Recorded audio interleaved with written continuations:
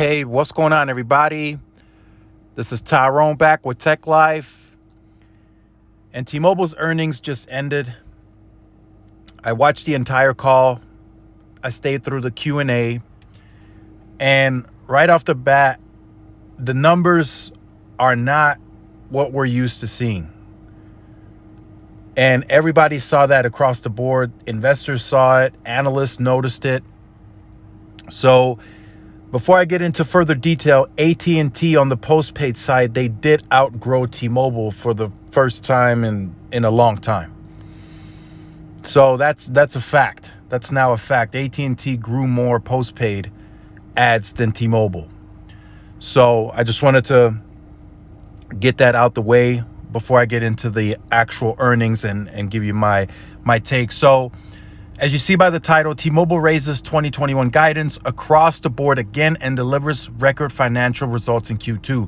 So year over year for T-Mobile, it seems that they were able to grow their service revenue, profitability, and cash flow for the company. Again, their money and their profits don't stack up against Verizon and AT&T yet. Both Verizon and AT&T still make more money as the company goes into Q3. Verizon and AT&T still make more profits and revenue.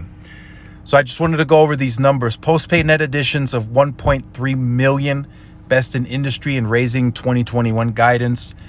Postpaid phone net additions of 627,000, 2.5 times more than the year prior, where AT&T did about 798,000 in this category, just for comparison. And then postpaid account net additions of 349,000, best in industry and record high.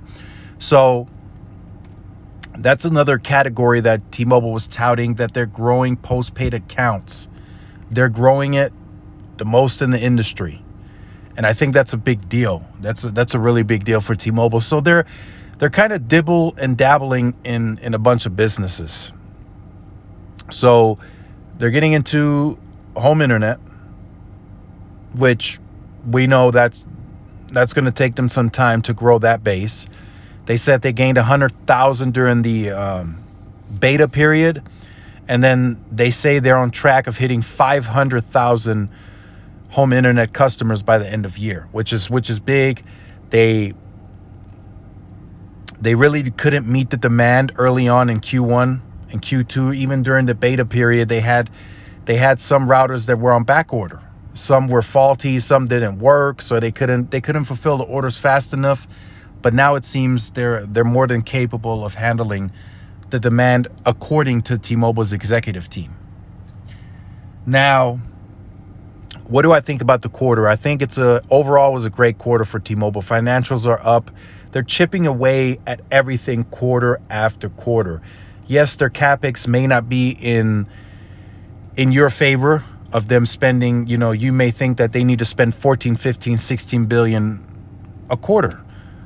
I mean, a year, annually. And T-Mobile is like, no, we're fine where we're at. But they did raise their guidance on CapEx for the year. So their guidance for the year was 11.7 to 12 billion. That's what they guided. Now they're guiding 12 to 12.3. So about a $300 million increase, which I think that's pretty significant. That's what most of the people that I speak with have told me. That's a pretty significant increase. Yeah, you may have wanted $1 billion or $2 billion, which is fine, but with 300 million, you can build more cell sites with that amount of money. That more cell sites than what you originally were planned for. So they raised that guidance. They pretty much raised guidance across the board. Net adds for the year, profits for the year, everything was raised. So again, T-Mobile as a company is healthy. How do they stack up this quarter against the competition? Well, competition is fierce. AT&T outgrew them. Verizon's making more money than them. Big time. I mean, they're making way more money. They're pushing their base onto premium unlimited. Their 5G phone adoption is about, I think, 20% of the base is what they said. That's something that we didn't really get an update on from T-Mobile in this quarterly earnings call.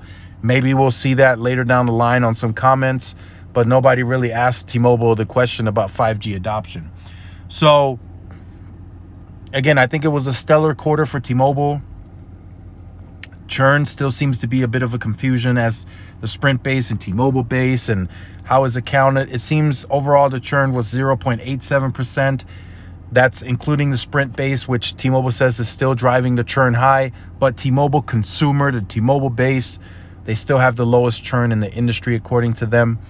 So it's very interesting. And like I mentioned earlier, they're dibbling and dabbling into businesses. So they say they're 1/3 of the activations this quarter came from rural, which I think that's a pretty big stepping stone. So they're getting ready to attack rural markets where they built a substantial network that has some scale there. They're getting into those markets. They added about, I think, 200 stores in smaller cities and towns. So they're growing very quickly in those areas too. So we'll see what the outlook is for Q3. Right now, going into Q3, T-Mobile has insane aggressive promotions across the board. Prepaid, they're attacking Boost and Cricket. Postpaid, they previewed new commercials before the earnings call, which I'm sure they're already now on live on national television. But it shows you the promo, 50% off of the lines is included in the commercial. And it's just a whole new commercial itself. I thought it was pretty good myself. Advertising Netflix on us and just everything that they're offering right now. So that promotion is very aggressive as well. So we'll see the outcome, what's to come for Q3. I'm hearing right now Q3, Q4 is going to be focused on home internet in a big way. They want to hit the 500,000 mark. If I had to take a guess, being that we have only 2 quarters left, or the end of this year is a few months out, I want to say they have to be somewhere between a number of 200 to 300,000 already now of home internet customers to obtain 500K by the end of year. That's just a guess of mine. I don't know for sure. But what I did hear, that marketing for home internet in Q3 and Q4 are going to be at the highest levels that we've seen since the product launch of home internet. So we'll see what the outcome is. Again, the network, 305 million covered with low band extended range 5G, 165 covered with mid band 2.5. They want to push to 200 by the end of year. That's another 35 million pops they need to cover. They're confident they'll get there. I'm seeing a lot of work happening here. They have several contracting tower climbers, crews that are going up on sites, and I'm sure that's happening nationwide. But each year, little by little, they'll chip away at the lead. Another metric that they're happy about is they're closing the perception gap.